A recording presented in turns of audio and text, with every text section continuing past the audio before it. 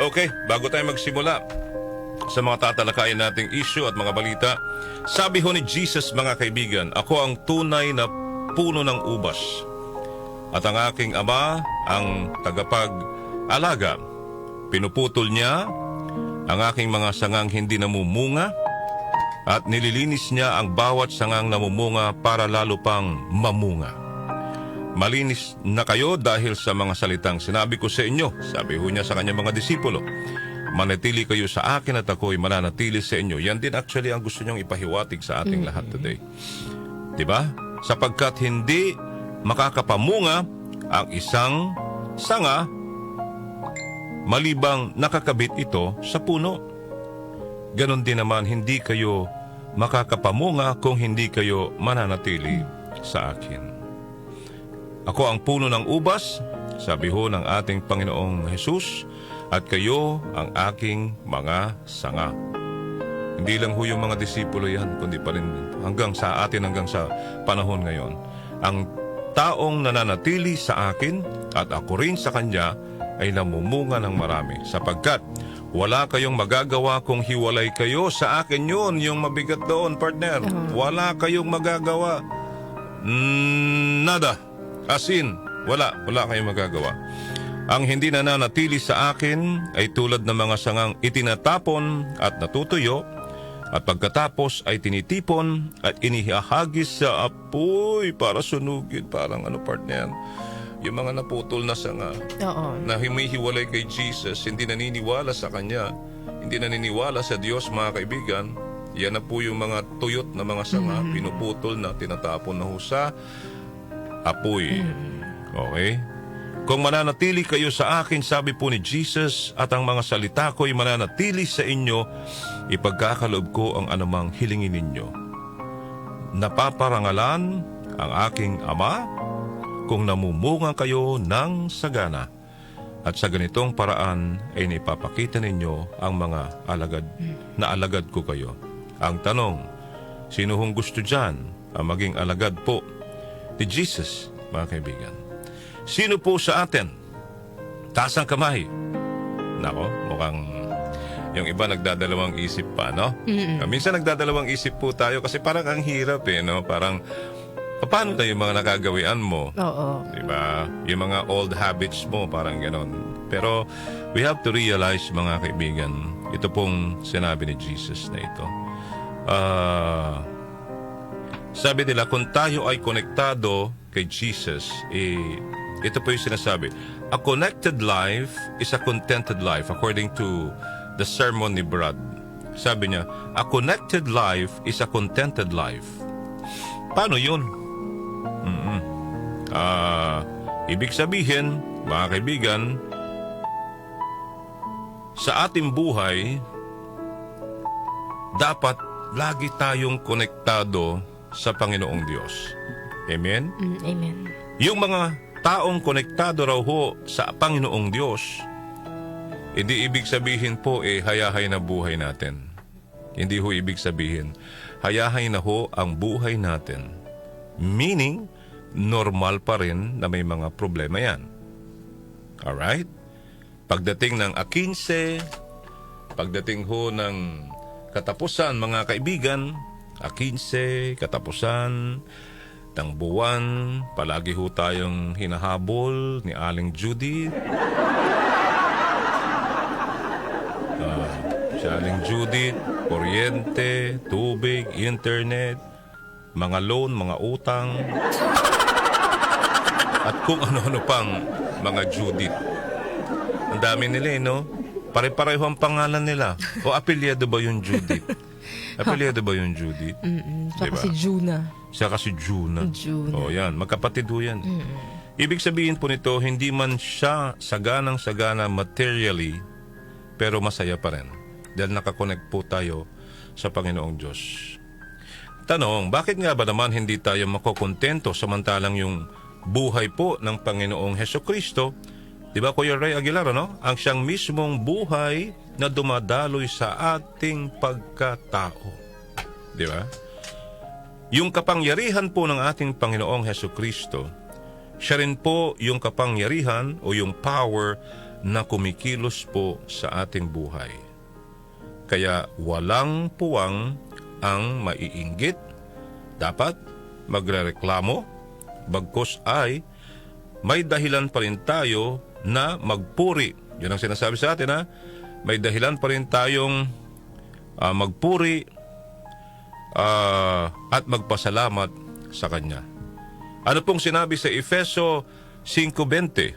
Nagsabi po sa Efeso, lagi kayong magpasalamat sa Diyos at Ama dahil sa lahat ng bagay sa pangalan ng ating Panginoong Hesukristo. Kaya nga when we pray to the Heavenly Father, at the end of the prayer, we say, in Jesus' name, Yes. through the blood of Christ. Tama? Through the blood of Jesus. Alam niyo po, sa ating panahon ngayon, napakarami ho mga taong ang hindi ho makontento, sa totoo lang. Ito po yung mga taong meron na nga, ngunit gusto pa yung pag-aari ng iba, ay angkinin din. Hindi ho nakukontento. Di ba? Marami mga bagay na gustong angkinin, di ba? Pero, resulta, masaya ba sila? Hindi rin ho sila masaya. Kaya nga sabi ni Father Jerry Orbos, I was actually watching yung kanyang isang homily. Sabi niya, huwag kayong mainggit sa mga mayayaman. Dahil yung mga mayayaman na yan, may problema rin yan. Mas malaki pa ang Mas malaki problema nila. Alam bakit? Hindi nila alam saan nila tatago pera nila. Bakit? Lagay mo sa bangko lahat ng pera mo, ilang daang milyon yan. Magkano lang ang partner? Ang insurance niyan, 1 million na ngayon. Dati 500,000. Di ba nakakatakot yun? Hindi ka makatulog sa what if biglang yung bangko ay na-bankrupt. O paano na yung pera mo? 30 million, 50 million, partner, 100 million. Kaya yung iba, ang ginagawa nila, mga kaibigan, itong mga mayayaman, kung saan-saang bangko nila, nilalagak yung pera nila. Yung iba naman, meron silang kahadiyero sa bahay, kung saan-saan na nila tinatago yung pera nila. Di ba? Yan po, pansinin ho ninyo. Maraming mga tao na willing, totoo to, gumastos, wala hong masasaktan. Marami ho sa atin na mga tao na willing gumastos sa kung ano-anong mga bagay. Gadget, kung ano yung bagong lumabas. Tama? Amen? Amen. O, lalo na sa mga cellphone, kung anong, kahit magkano yan, 80,000? 50,000? Diba? Bagong kotse, partner, kung ano yung bagong labas. Diba? Willing na willing ho tayong gumastos kung ano-ano hong mga material na bagay na wala namang kapararakan, wala namang sa iyo. Diba? Ang dami-dami ho, mga kaibigan. Pansinin ho ninyo yan. Pero, diba? Ang dami hong sorry ho sabi ko nga walang tataman. Ito yung pinaka medyo mabigat na nabibitawan ko. Marami ho ang gustong gumagastos ng magkano sa pagpapaganda. Nagpapa-opera. Sorry po walang masasaktan po. Diba? Pagpapaganda sa kanilang mga itsura. Pero yung pagpapaganda ng ugali na libre naman ay wala hong may gusto. Amen! Amen? Libre, partner yon. Libre ang pagpapaganda ng ugali. Pero mas diba, yung ibang gaganda. Ang ganda talaga. Nako, forma, ayos. Wow, wow talaga, mga kaibigan. Pero tignan mo ang kalooban yan. May mga ganun hong tao. Sa panlabas lang hunaan nyo. Pero sa loob-loob niya, anong kulay? Octopus. Yung yung itim. Yung tinta. Sabi ko nga wala ho masasaktan, pero yun ang totoo. Marami ang willing gumastos sa pagpapaganda ng itsura. Pero yung pagpapaganda ng ugali na libre naman, ay wala hong may gusto.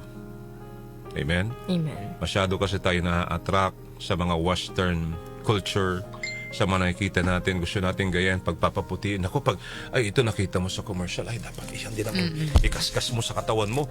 Huwag kang lalabas, magpayong ka, mag-jacket ka. Kahit hihimatayin ka na, di ba? Huwag ka lang umitim.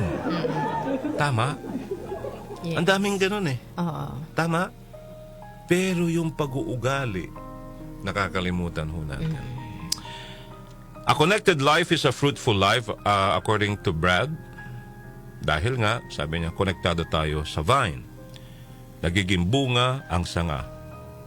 Sabi niya, take note, hindi porket nasa sanga, tumutubo ang bunga, ay hindi na po mahalaga o baliwala na ang puno. Kaya ang sabi ng Panginoong Diyos sa atin, apart from me, you can do nothing. Tama? Sabi ho ng Panginoong Diyos, tingnan niyo ho yung mga nasa labas. Nagtatawanan ho yung mga yan.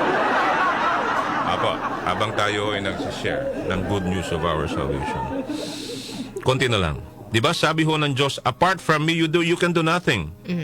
Totoo o hindi? Ang tanong, is it true or false? Ito po, ang katotohanan ng lahat. Mga kaibigan, hindi natin pwedeng ipagmalaki ang ating mga achievements sa buhay.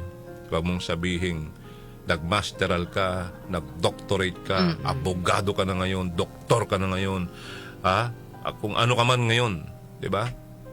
Mayaman ka, nabili mo na lahat ng lupa, negosyante ka, number 1 ka, top ka sa mga number 1 na mga, di ba? Richest man in the world. My God. Di ba? Pero ito yung sinasabi natin, dahil ang lahat naman ng nasa atin, wala kang pwedeng ipagmalaki, ay mula sa Diyos. Mga kaibigan, if you remember what happened before sa Yolanda, yung sa ano pa? Sa Tacloban, mga kaibigan, you see, walang natira. Lahat ng mayayaman doon umiiyak. Amen? Naging pantay-pantay lahat ang tao pagkatapos po ng trahedya na yan. Nung COVID-19, kung babalikan at babalikan natin ang COVID-19, ano, may mayaman ba? Wala. Di ba? Dahil natatakot ang tao, alam nila na darating at darating dahil sa sakit na yan, pwede ho silang mamatay.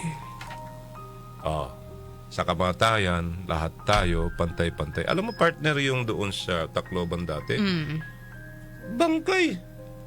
Mayaman, mahirap. Parehong nakahilera lang yan. Nung panahon ng COVID-19 po, hindi ba natin nare-realize yun? Di ba? Mayaman ka, mahirap. Pagka mayaman ka, namatay ka, cremate ka, lahat kini-cremate. Hindi pwedeng ilibing ka ng tawag dito, ng buo. Kung hindi, babalutin ka talaga. Amen? Amen. Okay. Ang isang mabungang sanga, ito yung mga sanga na kung saan ay dumadaan sa tinatawag na pruning process, partner. Ibig sabihin, ang pagtatagumpay sa buhay na ito ay hindi lamang nangyayari overnight, kundi may pagdaraanan ka talagang hirap. But, as long as willing tayo na mapapasakop po tayo sa kalooban po ng ating Panginoong Diyos, ang Ama sa Langit. Medyo, alam mo partner, at first masakit Masakit talaga yung mga tuyot na sanga ng kayabangan, ng pride, ng maling pakikipagrelasyon, korupsyon, na alisin ho yan mga kaibigan. Yung mga old habits po natin, old bad habits po natin, talaga magre-react at magre-react po tayo dito. But sabi nga po, along the way, mas ipapaunawa sa atin ng ating Panginoong Diyos na kailangan talagang mawala ang mga iyon sa atin. You know, ako very partner. Alam ng asawa ko yun. I keep on praying that God help me to do away the old habits. Me myself, I know my old habits. And I'm starting to, do it na sa sarili ko mismo. Why? Di ako nagdodroga, sorry, hindi po adik. Hindi yun. Hindi po yun. Honestly, I drink sa bahay. This is my personal I drink sa bahay. Every now and then. I smoke. Tama? Minsan, nagagalit ako sa bahay na walang katuturan, partner. Na minsan, hindi mo maiwasan because siguro sa dami rin ang problema. But I keep on praying to God to forgive me. At yung alalayan niya ako, partner, na unti-unti kong maalis yung old habits. Not for my family but for myself Parang gano'n. And as well off. Para sa pamilya din. Mga kaibigan. Sinasabi ho, along the way, mas ipapaunawa ng Panginoon ang kailangan talagang mawala ito sa atin. Dahil kung hindi, sabi ho, kung hindi talaga tayo mamumunga.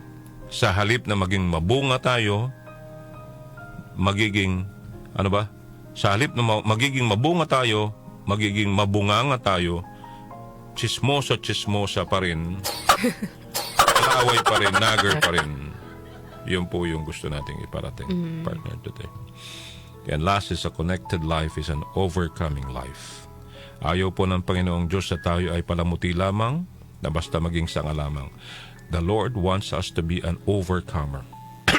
Do not stop growing and living tulad ng damo, pinupudpud na, inaapak-apakan pa. Pero pag naulanan, hindi po ba ang lupa ay nariyan na ulit? Giving a continuously give, mga kaibigan. Whatever issues and problems you are facing right now, still, tandaan po natin ito. Naririyan po ang Diyos, hindi tayo kailanman iiwan o pababayaan. Amen ba yun? Amen. Hindi tayo iwan, pababayaan. Sa buhay na tinatahak po natin ngayon ay may magpagkakataon po na bumabagsak po tayo. But during those times, partner, we are giving a choice. And what is that choice? It's either we give up or we get up. So for me, mas piliin po natin yung we get up together with Christ Jesus, our Savior. Do not give up. Because God is a very loving God. And meron po siyang pangako sa atin. Sila Joel Grospe at Amen ba yun? Carlito Año. Sarili na napahaba, partner.